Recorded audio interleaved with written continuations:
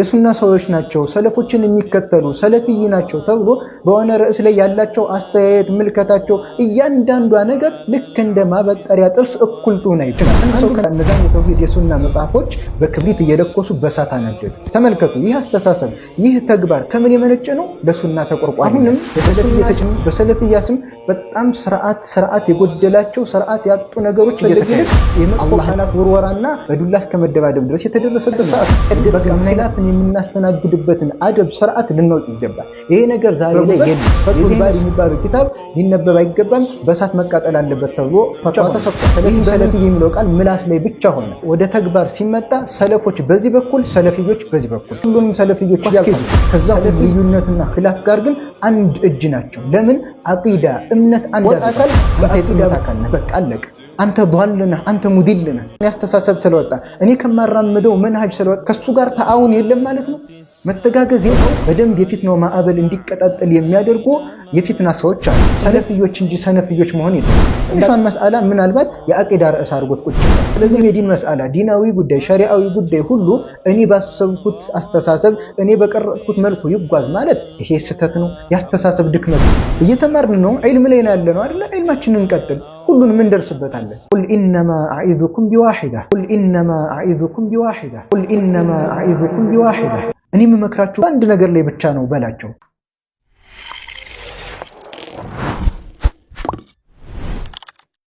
ቢስሚላህ አልሐምዱሊላህ ወሰላቱ ወሰላሙ ዐላ ረሱሊላህ ወበዕድ። እኒህን ሼኽ ሁላችሁም ታውቋቸዋላችሁ፣ ማስተዋወቅ አይጠበቅብኝም። ሼኽ ኢልያስ አህመድ ይባላሉ። ለንግግር እንዲመቸኝ ግን አንተ እያልኩኝ አወራለሁ። ሼኽ ኢልያስ አህመድን በተመለከተ እንደዚህ አይነት ቪዲዮ እሰራለሁ ብዬ አስቤውም አላውቅም፣ መስራትም አልፈልግም ነበር። ምናልባት ሼኹን ቢሰሙ በዚህ አይነት መልኩ ስለሳቸው መናገሬን ላይደግፉት ይችላሉ። ይህንን እንዳደርግ ያነሳሳኝ አንድ ሐዲስ ጠቁሜ ወደ ንግግሬ እገባለሁ። ነቢዩ ሰለላሁ ዐለይሂ ወሰለም ትርሚዚና ኢማሙ ዳሪሚ በዘገቡት ሐዲስ ላይ ምን ይላሉ? ረዳ አን ዒርዲ አኺሂ ረደላሁ ዐን ወጅሂሂ ናረ የውመል ቂያማ። ወንድሙ ክብር ሲነካ በሱ ላይ ያላግባብ የሆኑ ነገሮች ሲደረግ ከሱ የተከላከለ አካል አላህ ሱብሓነሁ ወተዓላ የውመል ቂያማ ከፊቱ እሳትን ያርቅለታል ብለው ተናግረዋል። ስለዚህ በዚህ ተግባሬ አላህ ሱብሓነሁ ወተዓላ የውመል ቂያማ ከእሳትም እንዲያርቀኝ እየጠየቁ ሼኽ ኢልያስ አህመድን በተመለከተ በመጀመሪያ ደረጃ በተለይ ኢትዮጵያ ላይ ለሚንቀሳቀሱ ሱናን ለሚያስተጋቡ መንሃጀ ሰለፍን ለሚያስተጋቡና ለሚጣሩ ወደዚህም ጥሪ ለሚያደርጉ በዚህ ላይም ለሚንቀሳቀሱ ወንድሞች ምናልባት በዚህ በኩል ትልቁም በር የከፈተልንና ሁላችንም በዚህ በኩል ሰፊ ግንዛቤን ያገኘንበት ታላቅ ሼኽ ነው ብዬ አስባለሁ። ሼኽ ኢልያስ አህመድ አሁንም አላህ ይጠብቃቸውና አሁን ላይ በዚህ አይነት መልኩ ስራቸውን አጠናክረው ከመቀጠላቸው በፊት ሳዑዲ ላይ ያሉም በተለያየ አይነት መልኩ ሰዎች ስለ ተውሂድ ያላቸው ግንዛቤ እንዲሰፋ ሱናን አጥብቀን በመያዝ ላይ መንሃጀ ሰለፍን በመከተል ላይ ይህንን አጥብቀን በመያዝ ላይ በእነዚህ ርዕሶች ላይ በጣም በተለየ መልኩ ሲሰሩ የነበሩ ሼኽ ናቸው። በዚህም ተግባራቸው ኢትዮጵያ ላይ ብቻ አይደለም ሳዑዲ ላይ ለብዙ ዓመታት ሲያስተምሩ እንደቆዩ ይታወቃል። ከዛም ወደ ሀገራቸው መጥተው ደግሞ አሁንም በዚሁ በተውሂድ እንቅስቃሴ ላይ ሰዎች በተውሂድ ጉዳይ ላይ ያላቸው ግንዛቤ እንዲሰፋና ነብዩ ሰለላሁ ዐለይሂ ወሰለም ሱና አጥብቀው በመያዝ ላይ በሱና ላይ ያላቸውን ግንዛቤ እንዲሰፋ በሰፊው እየሰሩ ያሉ ሼኽ ናቸው። ለዚህም ከዓመታት በፊት ጀምሮ የምንሰማቸውን ሪከርዶች ማስታወስ ይቻላል። በጣም በብዙ የአውዲዮ ሪከርዶች ለሙስሊሙ ኡማ ትልቅን ትምህርት ሲያስተላልፉ ቆይተዋል። ከዛም በተጨማሪ የቪዲዮ አማራጩንም ከጀመሩ በኋላ በቪዲዮ መልኩ የተለያዩ ትምህርቶችን እያሰራጩ ነው። ለምሳሌ ዩቲዩብ ላይ በምትመለከቱት መልኩ የኢዕቲቃዱ አህሊ ሱነቲ ወልጀማዓ በሚል የአህሊ ሱና ወልጀማዓዎችን መንሃጅ የሰለፎችን ጎዳና በ88 ክፍል በሰፊው ያብራሩበት ቪዲዮ ዩቲዩብ ላይ ተጭኖ ይገኛል። ከዚህም በተጨማሪ ምናልባት ከ2 ዓመት ወይ ከ3 ዓመት በፊት የኑህ መርከብ በሚል ሼኽ ኢልያስ አህመድና ኡስታዝ አቡ ሳላህ በውይይት መልኩ ያቀረቡትን ቪዲዮ መመልከት ይቻላል።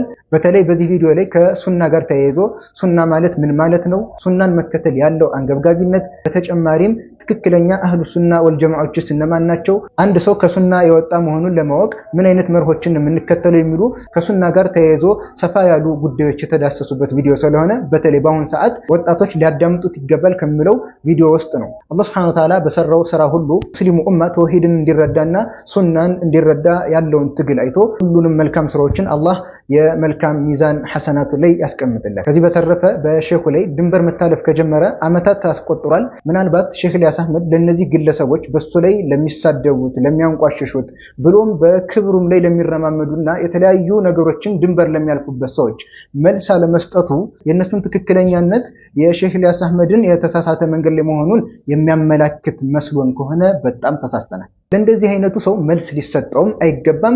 በዝምታ ሊታለፍ የሚገባና ስራ ላይ ብቻ ትኩረት አድርጎ መስራት የሚያስፈልግ ጉዳይ ስለሆነ ሼኽ ኢልያስ አህመድ በተውሂድ ጉዳይ ላይ እናውቃለን። አሁንም ተውሂድ እያስተማረ ነው። መንሃጅ ሰለፍ ምንድነው የሚለውን ነገር በማብራራት እናውቃለን። አሁንም በዚሁ መንገዱ ላይ እንደቀጠለ ነው። ምናልባት ሼኹ ላይ በቅርብ የምትተዋወቁ አካላት ታውቁታላችሁ።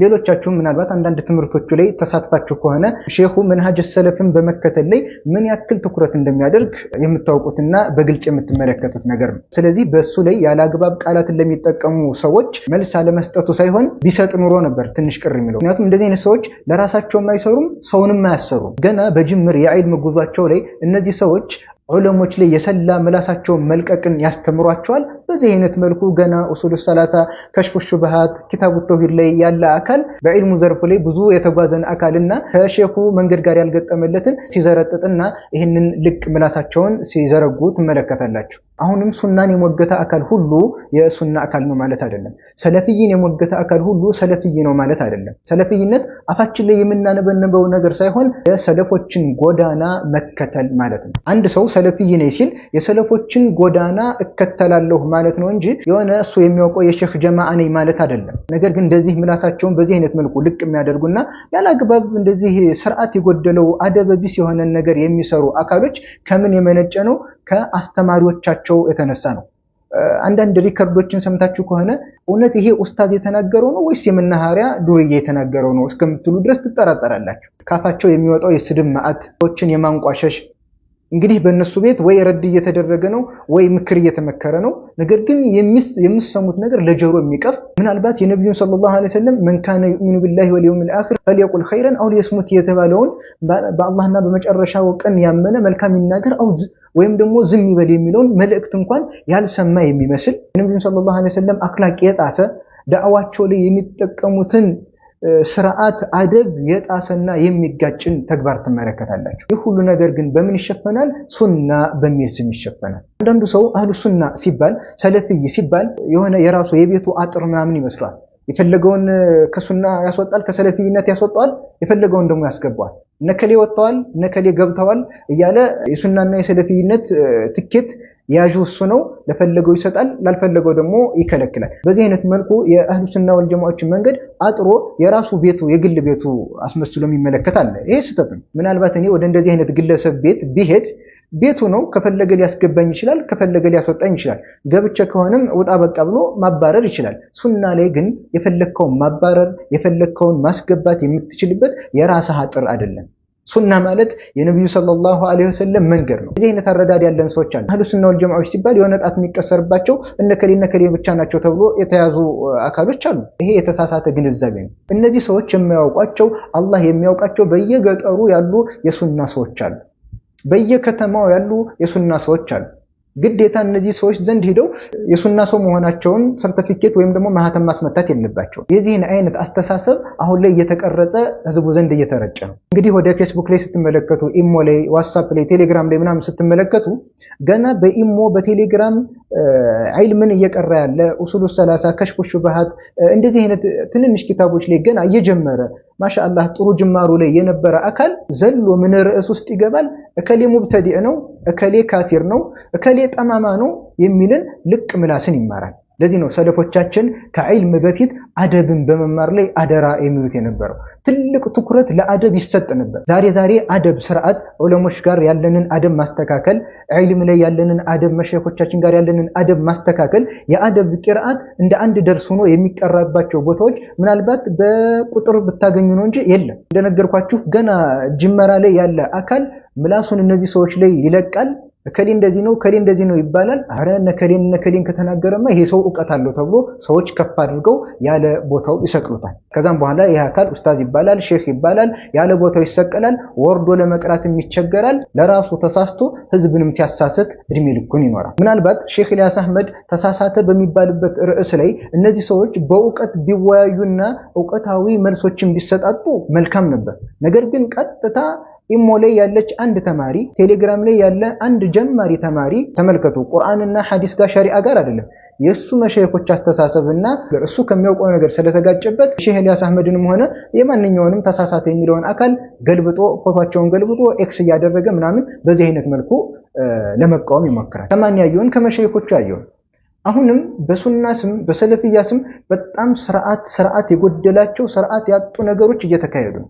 አላህን ልንፈራ ይገባል። ሁሉንም ዕውቀታዊ በሆነ ነገር በልኩ ልንይዘው ይገባል። አሁን ላይ ለምሳሌ ሼክ ኢልያስ አህመድ ከተወቀሰበት መንገድ ውስጥ የኡስታዝ አህመዲን ጀበልን ጽሁፍ ሼር አድርጓል አጋርቷል የሚል ነው። ማን ነው ይህንን የከለከለው ታዲያ? ማን ነው ሙስሊሞች እርስ በርስ መተጋገዛቸውን የከለከለው? እስልምና ውስጥ እስካለን ድረስ እስልምና ውስጥ አይደለም ሱና ውስጥ እስካለን ድረስ ሱና ውስጥም አይደለም ሰለፊይ ነን ብለን የሰለፎችን መንገድ እንከተላለን እስካልን ድረስ በሱና ሰዎች መካከል ኺላፍ ይኖራል። ሰለፊይ ነን በሚሉ ሰዎች መካከል ኺላፍ ይኖራል። ነገር ግን ኺላፍን የምናስተናግድበትን አደብ ስርዓት ልናውቅ ይገባል። ይሄ ነገር ዛሬ ላይ የለም። የዚህ አይነት ስርዓት የዚህ አይነት አደብ ዛሬ የለም። ሱሐቦች ስንትና ስንት መሳኢል ስንትና ስንት ነጥቦች ላይ ተለያይተዋል። ዛሬ እነዛ ሱሐቦች የተለያዩበት ጉዳይ ወደኛ ቢመጣና ብንለያይባቸው ምናልባት የምንመታታባቸው አረ መመታታቱን ዱላም ተነስቷል እኮ ምን አረቀን ልናየው አይገባም። እርስ በርስ ኺላፍ ተከሰተ ተብሎ ኺላፉን የምናስተናግድበትን ርዕስ ከመፈለግ ይልቅ የመጥፎ ቃላት ውርወራና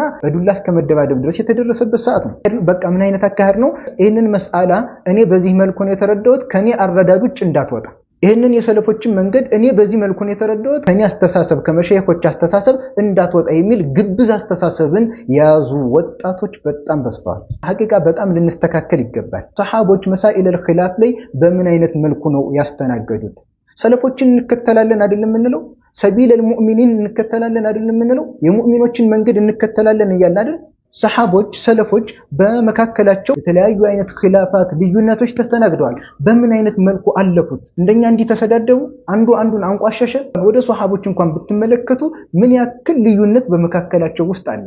አንዱ የሆነን አቋም ይዛል፣ ሌላኛው ሌላን አቋም ይዛል። ታዲያ ልዩነታቸውን በምን አይነት መልኩ አስኬዱት? ከዛ ሁሉ ልዩነትና ኺላፍ ጋር ግን አንድ እጅ ናቸው። ለምን?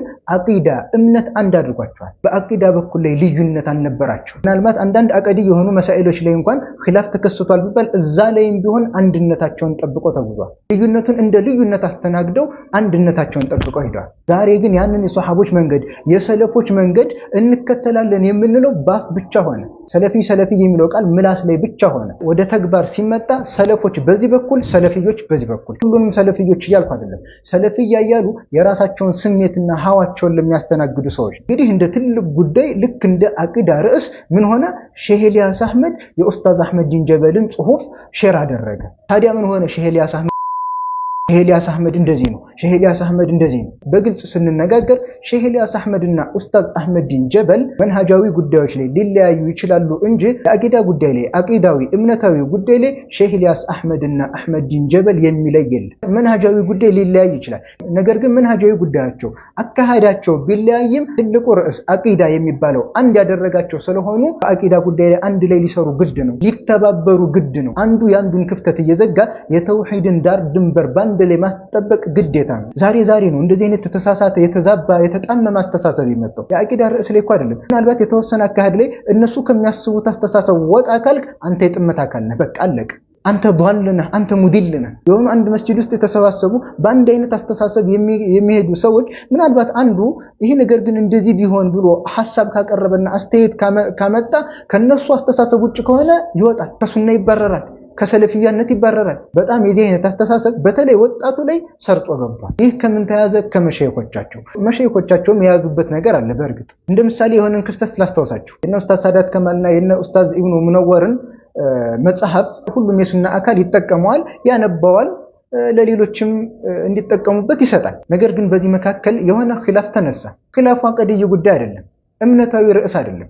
እንደ ኺላፍ አስተናግደን ልዩነቱ እንዳለ ሆኖ አብረን አቂዳ ርዕስ ላይ የተውሂድ ጉዳይ ላይ አብረን ልንቀጥልበት የምንችልበት ጉዳይ ነበር። ነገር ግን ሰለፊይነትን አፍ ላይ ብቻ የሚነበነብ ያደረገውና ሰለፊይነትን ወደ ተግባር ያልቀየረው አካል ምን አደረገ? መጀመሪያ የተውሂድ ኪታብ ነው የሱና ኪታብ ነው በደንብ መሰራጨት አለበት የተባለ የነ ኡስታዝ ሙነወርና የነ ኡስታዝ ሳዳት ከማል የነ ሼክ ኢልያስ አህመድ መጽሐፍ ባንድ ላይ በሳት አቃጥሉት የሚባል ፈትዋ ተሰጣቸው ከፈትዋ ሰጫቸው ማለት ነው። ከዛም በኋላ እነዛን የተውሂድ የሱና መጽሐፎች በክብሪት እየለኮሱ በሳት አነደዱ። ተመልከቱ። ይህ አስተሳሰብ ይህ ተግባር ከምን የመነጨ ነው? ለሱና ተቆርቋሪነት ለሰለፊ የተጨነቀ አካል የሰራው ስራ ነው። እንግዲህ የዛኔ የሱና ኪታብ ናቸው የተውሂድ ኪታብ ናቸው የተባሉት በመካከል ልዩነት ኺላፍ ሲከሰት ምን ሆኑ?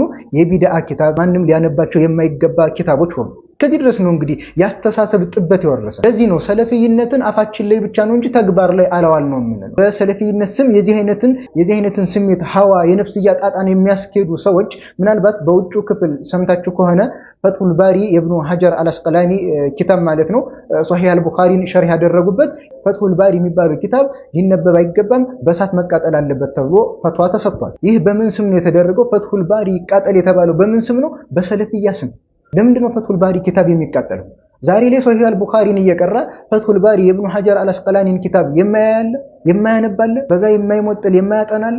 ተመልከቱ። የፈትሁል ባሪ ኪታብ አዘጋጅ ኢብኑ ሐጀር አልአስቀላኒ ማለት ነው አሽዓሪይ ናቸው። ስለዚህ አሽዓሪይ ናቸው። አሽዓሪይ ደግሞ የጥመት አንጃ ነው። ኪታቡ ሊቃጠል ይገባል።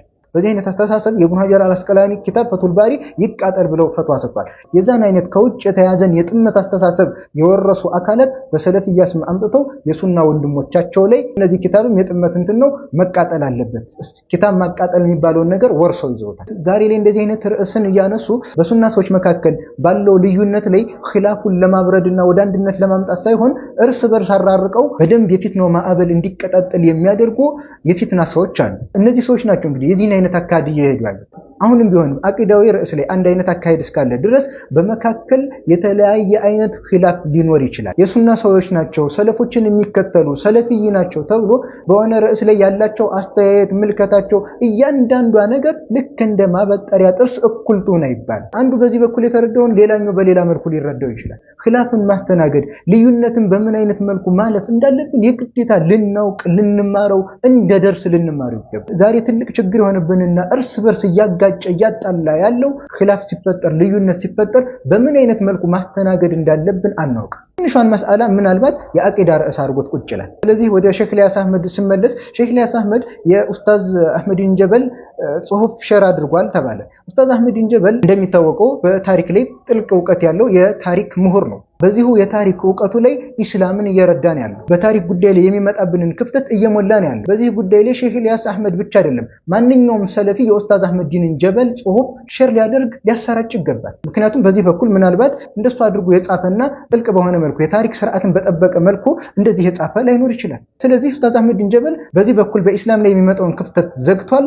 የሱን ጽሁፍ ሸር ማድረግ ማሰራጨት ማንቀሳቀስ ከኛ ይጠበቃል። ይህ ነው ተዓውን መተጋገዝ ማለት። አላህ Subhanahu Wa Ta'ala ወተዓወኑ ዐለል ቢሪ ወተቅዋ ያለው ሙስሊሞችን ዳኢረተል ኢስላም የኢስላም ክልል ውስጥ ያሉ አካሎችን አንድ ሰው ከኔ አስተሳሰብ ስለወጣ እኔ ከማራምደው መንሃጅ ስለወጣ ከሱ ጋር ተዓውን የለም ማለት ነው። መተጋገዝ የለም። እንዳጠቃላይ የእስልምና ክልል ውስጥ ያለን አካል የሚመለከትን ህግ አላህ Subhanahu Wa Ta'ala አውጥቷል።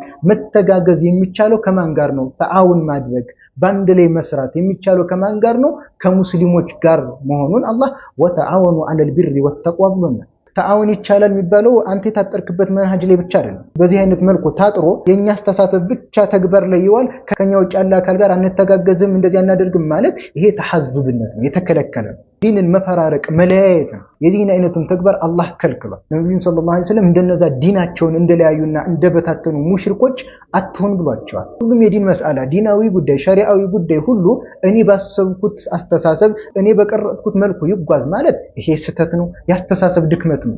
አሁንም ቆም ብለን ልናስብ የሚገባው ነገር አደራ ብዬ አጥብቄ የምናገረው ነገር እንደ ጧሊበል ዒልም የልዩነት መስአላዎችን የኺላፍ መስአላዎችን በምን አይነት መልኩ ማስተናገድ እንዳለብን እንማር እንወቅ። ሰሃቦች ላይ የተከሰተውን ኺላፍ እንመልከት። በአኢሻ ረዲየላሁ ዐንሃ በኢብኑ ዑመር ረዲየላሁ ዐንሁ በኢብኑ አባስ ረዲየላሁ ዐንሁና በአኢሻ ረዲየላሁ ዐንሃ በአቡበክር ረዲየላሁ ዐንሁና በዑመር ኢብኑ አልኸጣብ እያንዳንዱ ጠቅሼ የማልችለው በጣም ብዙ መስአላ ላይ ብዙ ኺላፎች አሉ። በዐማር ረዲየላሁ ዐንሁና በዑመር ኢብኑ አልኸጣብ ይሄ ነው ብዬ መዘርዘር አይጠበቅብኝም። ነገር ግን በአንድ ሸሪዓዊ ጉዳይ ላይ ሁለት አይነት የተለያየ አመለካከት ሲመጣባቸው እሱን ተጠንቀቁት፣ ከሱ ላይ እንዳትቀሩ፣ እሱ ማለት እንዲህ ነው፣ እንደዚህ አይነት ነገር ሰሃቦች ላይ የለም ነበር፣ ሰለፎቻችን ላይ የለም ነበር። ስለዚህ በተለይ ደግሞ ፌስቡክ ላይ፣ ኢሞ ላይ፣ በተለያዩ ሚዲያዎች ላይ ዒልምን እየጀመርን ያለን ወንድምና እህቶች እንደዚህ አይነት ትልልቅ ጉዳዮች ላይ አንግባ።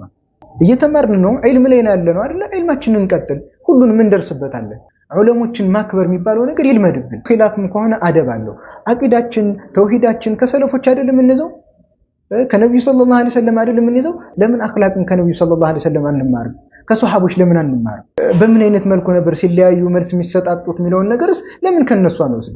ሰለፊዮች እንጂ ሰነፊዮች መሆን የለብንም። እንዳጠቃላይ ሼክ ኢልያስ አህመድ ማለት በዘመናችን እንደ ሀገራችን ኢትዮጵያ ላይ በተውሂድ እንቅስቃሴ ላይ በሱና እንቅስቃሴ ላይ መንሃጀ ሰለፍ እንዴት ነው መረዳት የምንችለው፣ የሰለፎችን ጎዳና እንዴት ነው ማወቅ የምንችለው በሚለው ላይ በጣም በጥልቅ ከሰሩና ከለፉ ታላላቅ የሱና መሸይኾች ምናልባት ቅድሚያ ከሚሰጣቸው ታላላቅ መሸይኾቻችን ውስጥ ናቸው።